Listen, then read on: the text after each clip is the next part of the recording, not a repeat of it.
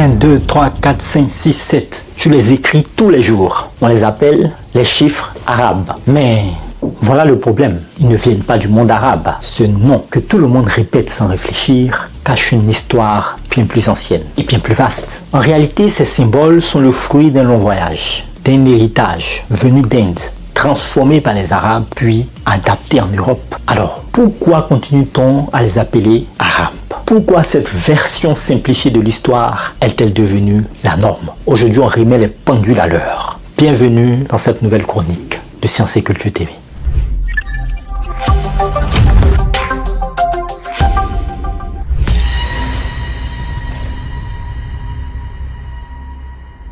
Quand on parle de chiffres que nous utilisons tous les jours, les fameux chiffres dits chiffres arabes, beaucoup de gens pensent savoir d'où ils viennent. Et ce qu'on entend souvent, c'est quelque chose comme ces chiffres ont été inventés par les Arabes. Puis, ils ont été transmis à l'Europe, ce qui a permis à la science et aux mathématiciens de progresser. Cette idée est tellement répandue qu'elle est presque devenue un fait. On l'apprend à l'école, on l'entend à la télé, dans les livres ou sur Internet. Mais c'est ce qu'on appelle la version officielle ou populaire de cette histoire. La narration dominante, ce que tout le monde croit. La plupart des manuels scolaires racontent que les chiffres que nous utilisons aujourd'hui, ce sont les chiffres arabes. Pourquoi? Parce que c'est par le biais des savants arabes du Moyen-Orient que ces chiffres sont arrivés en Europe. On explique souvent que, avant ça, les Européens utilisaient les chiffres romains, qui étaient compliqués pour faire des calculs. Les Arabes ont apporté un système plus simple, plus efficace, avec des symboles comme le 0, le 1, le 2, le 3, etc. Ce système a permis à la science européenne de décoller, de faire progresser ou de faire des progrès et a été à la base de la Renaissance. Ça, c'est ce qu'on entend par exemple dans beaucoup de livres d'histoire ou de vulgarisation ou encore dans les programmes scolaires européens. Mais ce récit, bien qu'en partie vrai, cache une grande omission. Ces chiffres ne sont pas une invention arabe. Non, en réalité, le système décimal positionnel avec les zéros a été inventé en Inde, bien avant qu'il n'arrive dans le monde arabe. Les savants arabes ont découvert ce système grâce à des échanges avec l'Inde. Ils l'ont traduit, étudié et transmis, mais ils ne l'ont pas créé. Ce point essentiel est souvent absent des versions populaires ou minimisé. Par ailleurs, on oublie souvent que ces chiffres sont passés par plusieurs étapes d'évolution, que leurs formes ont changé au fil du temps et qu'ils reflètent un long processus d'échange entre plusieurs civilisations.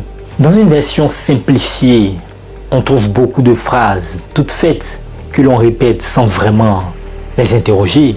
Des phrases comme « Les Lumières commencent en Europe », alors qu'en réalité, beaucoup de savoirs qui ont nourri les Lumières viennent d'ailleurs, comme du monde arabe ou de l'Antiquité grecque, ou même influencés par la culture encore plus ancienne. Les chiffres viennent du monde arabe, ce qui est dans le langage courant sous-entend souvent qu'ils ont été inventés là-bas, alors qu'ils ont été adoptés et adaptés. Cette simplification empêche de comprendre la complexité et la richesse des échanges culturels qui ont réellement façonné notre monde. Alors, pourquoi cette version est si répandue? Pourquoi tout le monde dit ça? Plusieurs raisons peuvent expliquer le fait que cette version réduite soit si dominante. Déjà, elle est facile à retenir et à enseigner. Bien sûr, elle donne une image claire, linéaire de la progression des connaissances. Aussi, elle est inscrite dans une version eurocentrique et orientée où le monde arabe est vu comme un pont entre l'Orient et l'Occident. Mais cette vision, aussi séduisante soit-elle, ne rend pas justice à la réalité historique.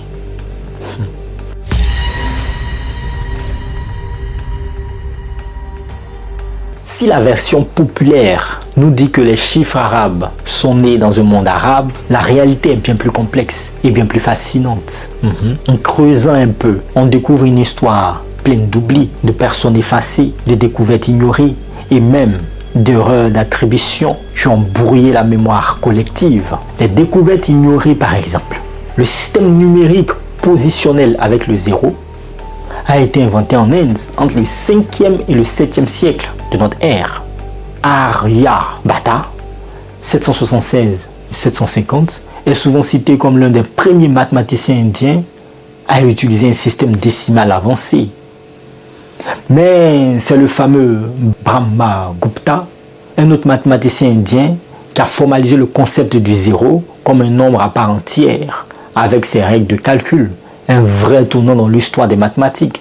Ce zéro est souvent appelé Sumya ou Sankri, est une idée révolutionnaire, car avant cela, aucune civilisation ne l'utilisait comme nombre et comme outil mathématique. Ce système complet de chiffres, incluant les zéros, le positionnement des chiffres pour indiquer les dizaines, les centaines, etc., a rendu possible des calculs très avancés et a influencé tout le système numérique moderne. Il y a des personnages qui ont été oubliés ou des personnages qui sont mal connus. Oui, en effet, au fil de l'histoire, plusieurs savants indiens majeurs sont passés dans l'oubli où leur rôle a été minimisé. Brahmagupta, dont nous savons parler précédemment, a été une figure centrale mais un peu connue hors du cercle des spécialistes. Mahavira, au 9e siècle, un autre mathématicien, a aussi contribué à l'algèbre en Inde, bien avant qu'elle se développe en Europe. D'autres figures féminines, au moins médiatisées, restent complètement invisibles dans les récits classiques, qu'il s'agisse de savantes en Inde ou ailleurs.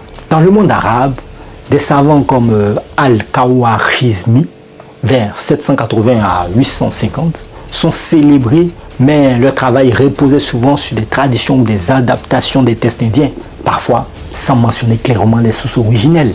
Un des problèmes majeurs de cette histoire, c'est la manière dont les textes et découvertes ont été attribués ou traduits, souvent sans référence précise aux sources originales. Oui, les manuscrits arabes de la Maison de la Sagesse à Bagdad ont permis la transmission des connaissances indiennes vers le monde islamique, puis vers l'Europe. Mais parfois les textes originaux n'ont pas été conservés ou traduits en détail. Cette situation a parfois donné lieu à des attributions erronées ou à une forme de détournement historique où la paternité des idées est attribuée aux traducteurs ou à la civilisation qui les a relayées plutôt qu'à l'inventeur d'origine. Par exemple, le mot algèbre vient d'Al-Khawarizmi, mais les racines du calcul algébrique remontent aussi à l'Inde ancienne. Il ne faut pas voir cette histoire comme une simple succession d'inventions isolées. C'est plutôt une histoire d'échange, de voyage, de traduction, où les savoirs circulent entre l'Inde, le monde arabe, la Perse et l'Europe. Mais ce qui est occulté, c'est la part fondamentale des savants indiens dans cette transmission. Souvent, les sources arabes et européennes insistent sur leur propre rôle sans assez reconnaître la base indienne parce que ça remet en question l'idée d'un savoir strictement occidental ou arabe. Ces oublis ne sont pas anodins. Ah non, pas du tout. Ils contribuent à une méconnaissance profonde de l'histoire des mathématiques.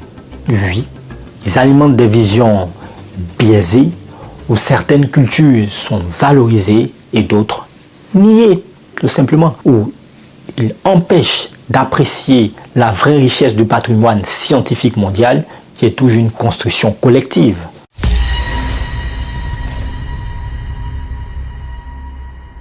C'est ici que la discussion devient sérieuse.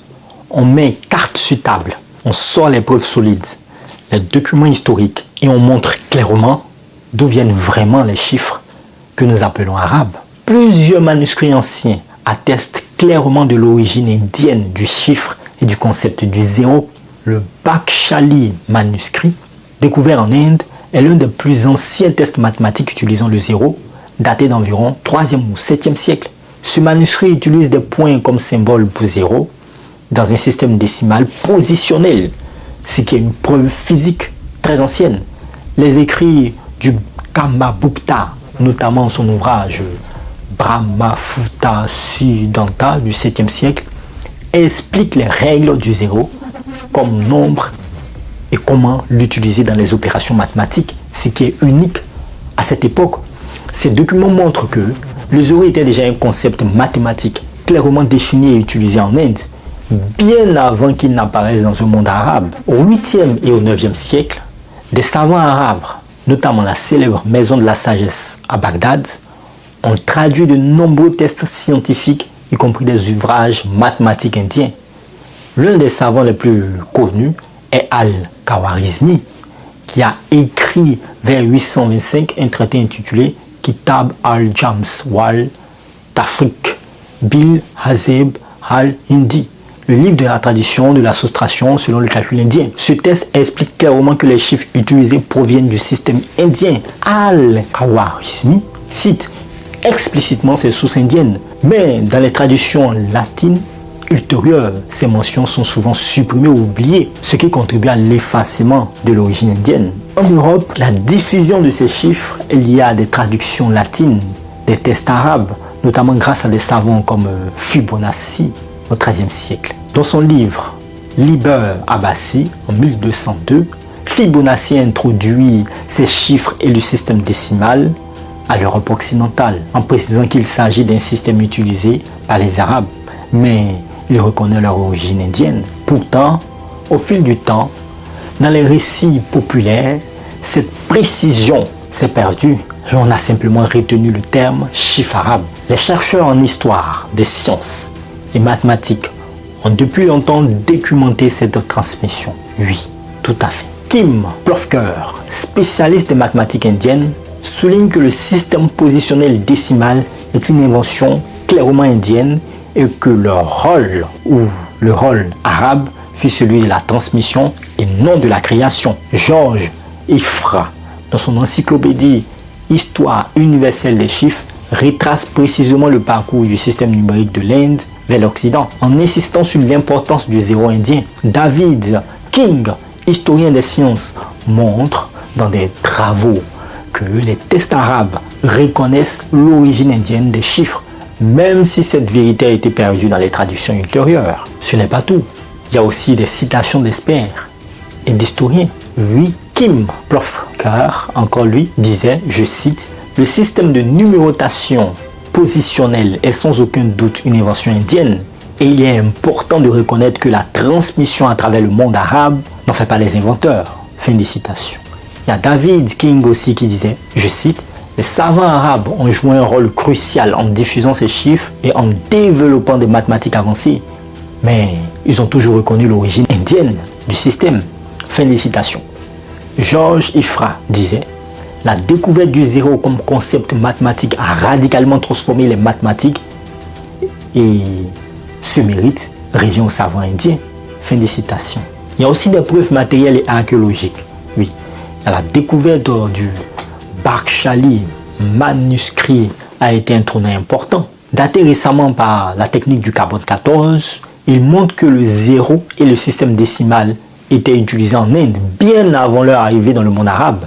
Des inscriptions, des monnaies et documents anciens en Inde témoignent aussi de cette utilisation avancée des nombres. Mais pourquoi alors ces preuves sont-elles souvent méconnues? Les manuscrits originaux indiens ont souvent été négligés, mal conservés ou étudiés tardivement par la communauté scientifique mondiale, souvent centrée sur l'Occident. La traduction des textes arabes en latin a parfois effacé la référence à l'Inde. Oui, les récits populaires et scolaires ont simplifié à outrance cette histoire, renforçant des idées fausses.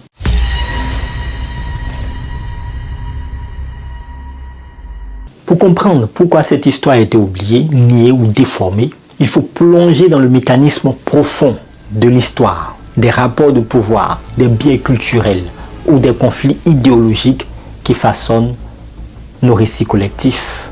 L'histoire des sciences, comme beaucoup d'autres histoires, a été largement écrite sous l'angle des puissances coloniales européennes.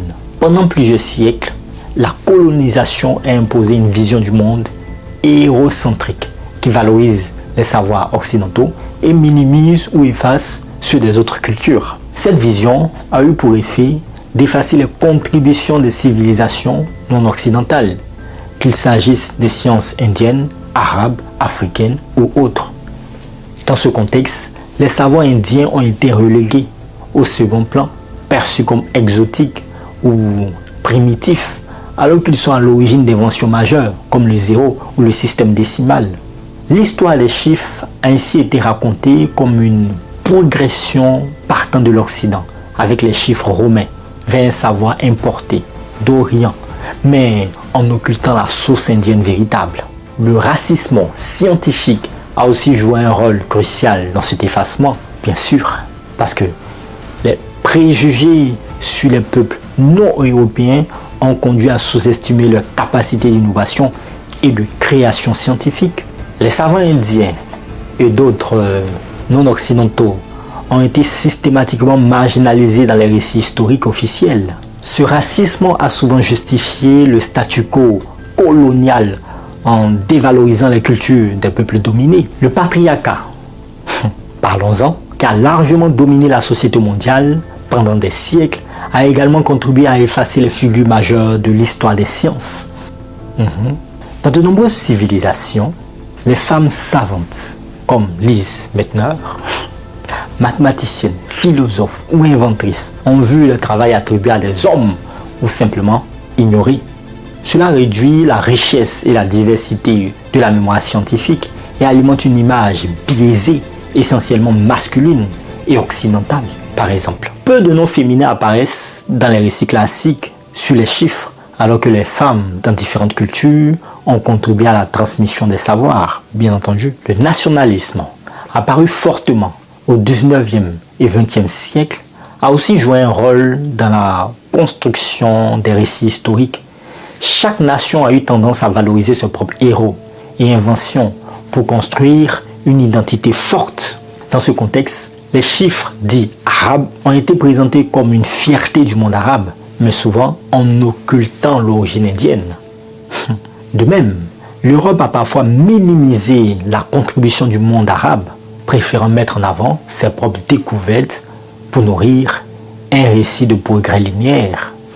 Cette bataille autour des origines est une guerre de récits, où chaque camp cherche à imposer sa version pour des raisons symboliques et politiques. Les raisons économiques sont aussi sous-jacentes.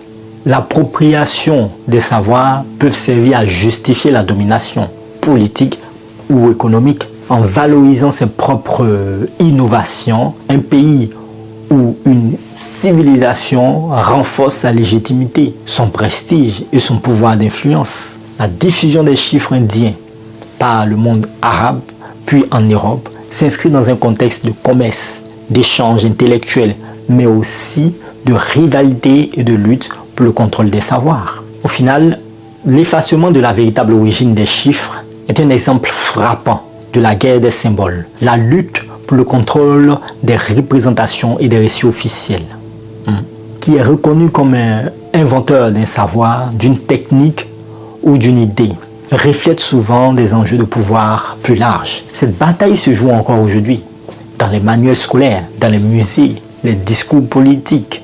Oui, elle se joue encore aujourd'hui. Réhabiliter la vérité historique est donc aussi un acte politique, un combat pour la justice intellectuelle et culturelle.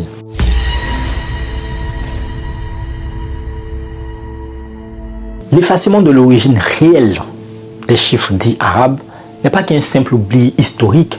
Ce déni a des répercussions concrètes et durables sur notre manière de comprendre le monde, de valoriser les savoirs et même sur la société actuelle. Déjà, il y a la méconnaissance culturelle.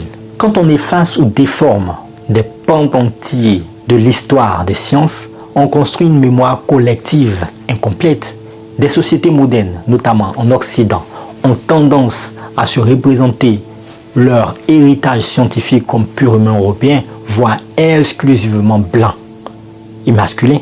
Cela contribue à une méconnaissance des apports fondamentaux des autres cultures, comme les mathématiques indiennes, dans notre système numérique. Cette méconnaissance empêche aussi de comprendre pleinement la richesse des échanges interculturels, pourtant à la base de notre progrès scientifique. Au-delà de l'histoire, c'est une forme de déconnexion culturelle qui s'installe, empêchant le dialogue et la reconnaissance mutuelle. L'histoire tronquée légitime indirectement la marginalisation persistante de certains groupes. Oui, les peuples non occidentaux continuent souvent à être perçus comme des spectateurs passifs de l'histoire des sciences et non comme des acteurs à part entière. Il y a aussi cette perception pour décourager les jeunes issus de ces cultures qui ne retrouvent pas dans les récits historiques des figures auxquelles s'identifier. De même, la faible visibilité des femmes dans l'histoire des sciences renforce des stéréotypes sexistes qui perdurent encore aujourd'hui, affectant l'accès et la reconnaissance des femmes dans les disciplines scientifiques. L'effacement historique pourrit donc des inégalités sociales et éducatives qui perdurent. Ignorer l'origine véritable des savoirs, c'est risquer de répéter les erreurs du passé. Parce que ne pas reconnaître les apports des autres cultures favorise une forme de fermeture intellectuelle et culturelle et qui peut même mener à la méfiance, au racisme ou à l'isolationnisme. Cela empêche aussi d'apprendre des méthodes, idées ou approches différentes qui pourraient enrichir la science et la société. Par exemple, dans d'autres domaines, médecine traditionnelle, philosophie, cartographie ancienne, etc., la méconnaissance ou le rejet des savoirs non occidentaux freine les avancées et le dialogue entre cultures. Cette méconnaissance a aussi des effets concrets sur notre capacité à imaginer des alternatives. Oui, tout à fait. Parce que dans les sciences, la reconnaissance d'autres systèmes de pensée et d'autres approches pourrait permettre d'élargir notre horizon, trouver des solutions différentes, plus adaptées à certains contextes. On prend un exemple simple. La médecine traditionnelle indienne, Ayurveda, ou la médecine chinoise, longtemps dévalorisée, connaissent aujourd'hui un regain d'intérêt. Leur réintégration ou leur intégration dans les systèmes modernes reste freinée par un manque de connaissances historiques et culturelles. Ce n'est pas tout. En philosophie ou en sciences sociales, ignorer les contributions non occidentales limite la compréhension globale des enjeux contemporains. En cartographie, comme dans le cas des cartes anciennes souvent ignorées ou rejetées, on perd des perspectives précieuses sur la manière dont différentes civilisations voyaient le monde. Un défi pour l'éducation et la société. Oui, c'est un vrai défi pour l'éducation et la société. Parce que pour que la société avance vers plus de justice et de compréhension, il est crucial de réviser les programmes scolaires pour intégrer ces vérités souvent oubliées afin que les jeunes générations comprennent la diversité des origines des savoirs. Valoriser la pluralité des conditions culturelles à la science, à la philosophie et aux arts. Encourager un dialogue interculturel sincère et respectueux qui dépasse les clichés et les simplifications. Cela favorise un monde plus exclusif où chacun peut se reconnaître dans l'histoire collective.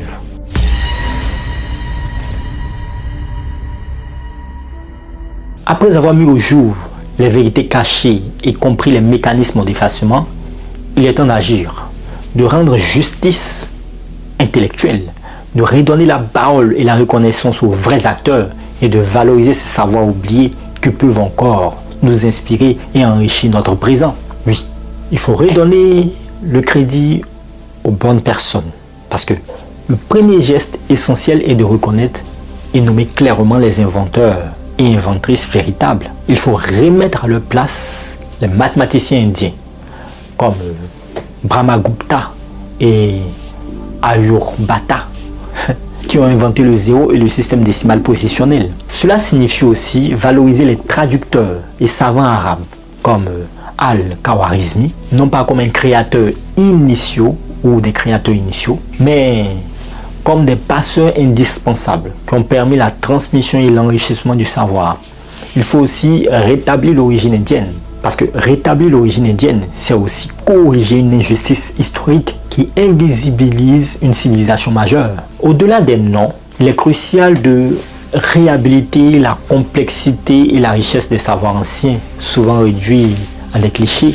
Oui, le système numérique indien était une véritable révolution intellectuelle, bien plus avancée que ce que l'on croit souvent ou aujourd'hui.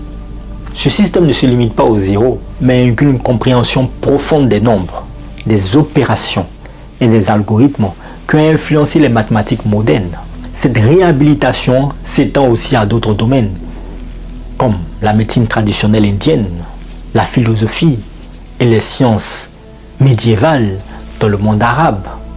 Par exemple, la médecine médiévale, longtemps qualifiée de barbare, était en réalité souvent très sophistiquée, basée sur des savoirs empiriques et théoriques solides. Il faut reconnaître que ces savoirs anciens ne sont pas qu'un acte de justice historique, c'est aussi une source d'inspiration pour aujourd'hui. Le système décimal positionnel avec le zéro est à la base de toute l'information moderne, des calculs financiers, des sciences, etc.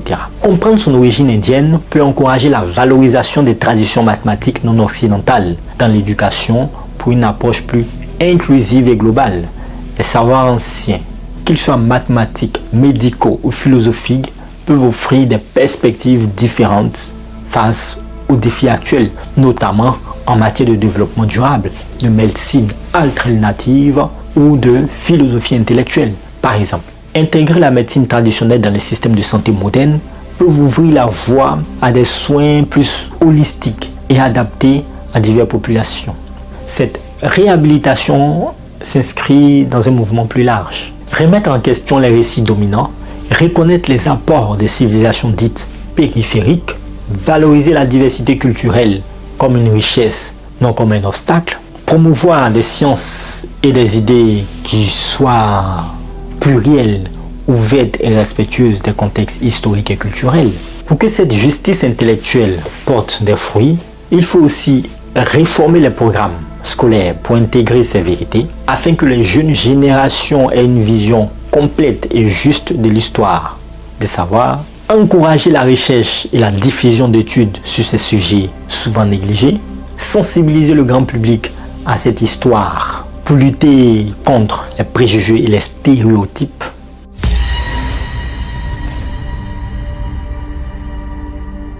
On pourrait croire que l'histoire se joue une fois pour toutes, que les récits officiels sont gravés dans le marbre. Mais la vérité a une force insoupçonnée. Elle finit toujours par revenir à la lumière, à travers les siècles, même quand on tente de l'enterrer. Les chiffres que nous appelons arabes ne sont qu'un simple outil.